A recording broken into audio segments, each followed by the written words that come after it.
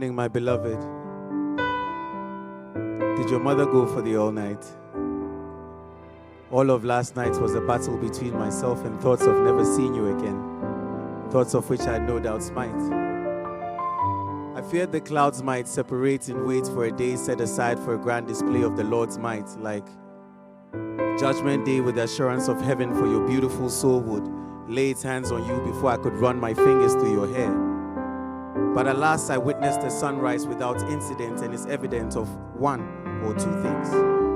That in begging and praying to see you, unforeseen forces deem it cruel to hold us back, or some lazy welder somewhere, the receiver of strange visions, isn't done building modern day's version of Noah's Ark.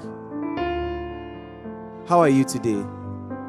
Did the early birds sing you awake like they must? Did they muster courage to perch on your windowsill to spill melodies till voices shrill? And surely they must have caught you worming around beneath the sheets in a reluctance to wake without me in your wake.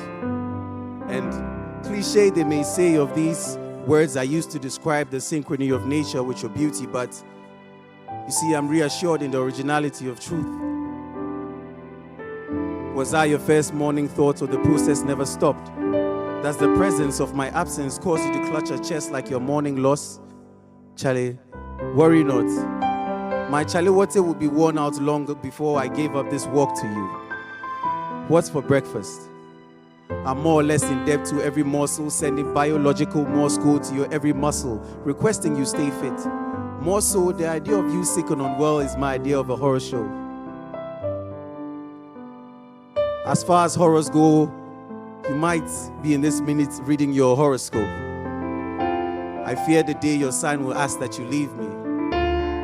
That will be the day you end your belief in cosmic readings. It is my wish that you keep you. Be it by hook or be it by crook, I must be by you. The sky must not change attire once more before I wear your perfume on random parts of my body. I must devour your lips, ignore your false claims that your breakfast was English, and treat your breath conquered by Tatale like it was the last of the world's oxygen. Has your father left for work? Does your mother know you're worth the world to me? Because if I had the wherewithal and all were left to me, I'd wear you gown and swear it all without withdrawal before the eyes of all. Would you care to tease the world? Because Charlie, the men and the women, they go vex. They'll try to claw at you, but bless you. The bliss you bring is blistering and builds in brain a trust easier to keep than it is to blink. Today the world would be the paper our feet would ink. We would write worthy of stories of romance in Rome as we roam from Dankwa Circle to Independence Square till we are caught in this love triangle with this home from which we hail. Obiba, I am coming. I have baffled my household with Anansi stories, and I sit sullen in wait for chop money. I must treat you to Nkati cake and any other category of pastry that shall suffice until my barren pockets have seen greener pastures. And speaking of pastures, I seek to take you to Efwa Sutherland's Park just to read you Anyidoho. And in those moments where his words touch your regal soul, I will take mental pictures of that which drives me mental.